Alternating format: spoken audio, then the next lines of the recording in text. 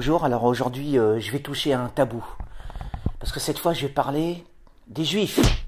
Mais alors sous un angle particulier. Parce qu'en fait, cette remarque ne vient pas de moi mais de Soral. Il avait dit avec raison, Soral avait parlé avec raison du problème du rôle des juifs au cinéma.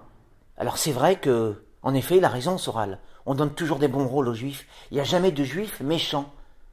Alors parce que si jamais on mettait dans le rôle d'un méchant, un juif, alors tout de suite, il y aura toutes les associations antiracistes eh bien, qui viendraient et puis qui riposteraient. Hein.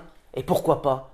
Pourquoi les juifs seraient-ils meilleurs, seraient-ils bons, comme par miracle, parce qu'ils auraient subi l'Holocauste?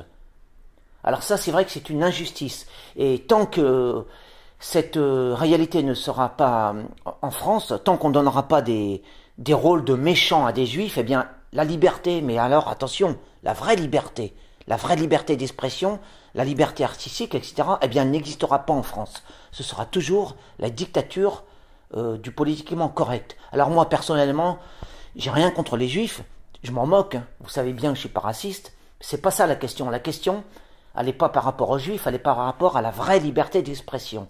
Et tant que on n'acceptera pas qu'un juif ou un noir ait un rôle de méchant, de très méchant, au cinéma, dans la littérature, à la télévision, etc., tant qu'on continuera à procéder à cette censure, ou alors disons à cette injustice, la liberté d'expression réelle n'existera pas en France, ce sera toujours l'esprit lisse, l'esprit politiquement correct. Alors pourquoi donner le rôle d'un méchant raciste? Ça passerait très bien dans la peau d'un Français blanc. Ah ça on accepte, on admet très bien. Et on rigole, on applaudit quand c'est un Français blanc qui endosse le rôle d'un méchant raciste. Mais personne n'accepterait que ce soit un noir ou un juif qui endosse le rôle d'un raciste anti-français. Alors ça, c'est une injustice flagrante.